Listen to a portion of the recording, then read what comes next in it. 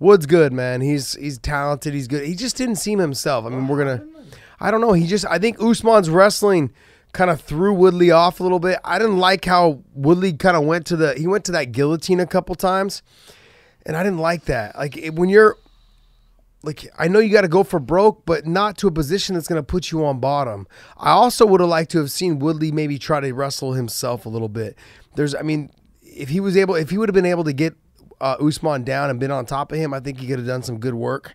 At least make Usman put some energy out to get up and go from kind of zap and also make him think about that takedown. It seemed like Usman was the one dictating every time they would wrestle, every time that they were going to throw. I would have liked to. And when I talk, and this is another thing, is I talked on Friday about this. The way to beat T. Wood is exactly how Usman did it, and I said it before. I said the way you beat him is like a Nate Marquardt did in Strikeforce. He pushed the pace on him, he stayed in front of him, and he just kept pushing on him, leaning on him, hanging on him, pressing him to the fence, doing those things. Those are the type of guys that beat T. Wood.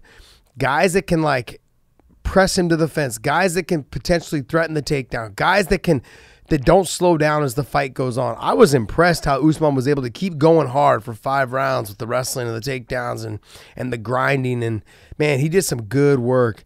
And he's a big guy for the weight class at 170. He's a big guy.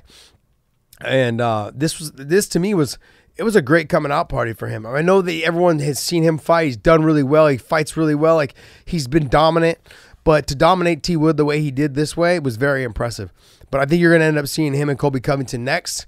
You're going to see Ben Askren fight probably the winner of Masvidal and who was it? Masvidal and Darren Till. He'll probably fight the winner of that. And then I think T. Wood will probably come back down, maybe fight Dos Anjos, or he'll fight what's that? What's his name? Ponzinibbio or whatever. You know what I mean. That guy's name. I can't pronounce that guy's name. Ponzinibbio. Yeah.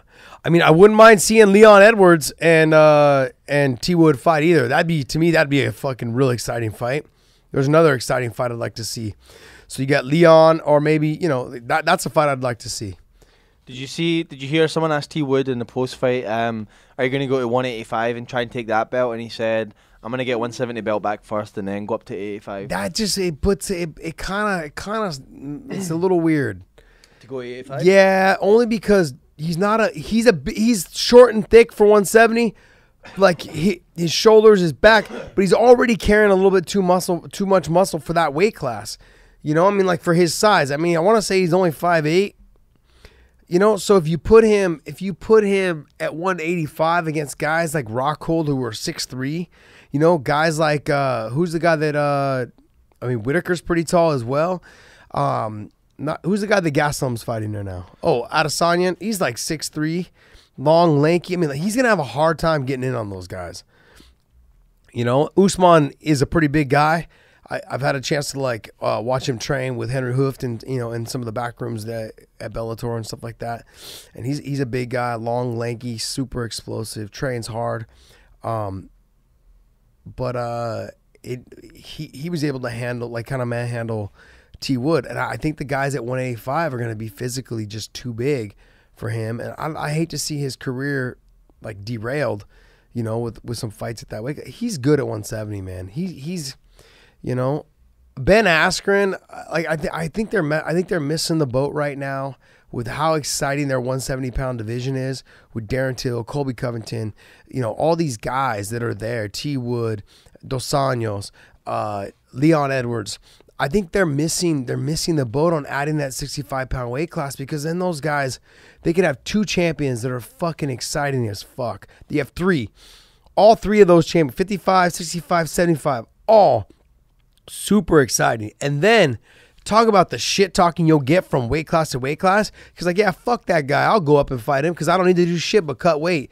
I'm already on track. I'm small for 165.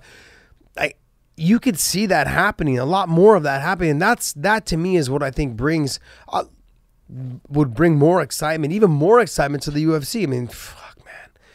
Yeah, I don't know, man. We'll see, man. We'll see. Colby Covington's got his hands full with Usman. If he fights Usman, he's got his hands full. You know, Usman's good. His stand-up's a little suspect. It's not as good as I thought it would be. Don't get me wrong; it's still pretty damn good. But did you see that Kobe got banned from the venue, but he still somehow got in? I saw an interview where he talked about it, but I don't remember what they he probably said. allowed him into the fights. Was it at the MGM? T-Mobile. No, T-Mobile. Oh, they probably let him into the fights, but they probably he couldn't be there before, or he couldn't hang out afterwards. They probably escorted him in and out. I would imagine just strictly for, after the whole Khabib thing, they probably were like, look, we're going to walk you in and walk you out. They'd be stupid not to have him there. All right, guys, hope you enjoyed that exclusive content of Sammy and the Punk. Also, hit these videos for more exclusive content and hit the subscribe button on the bottom corner.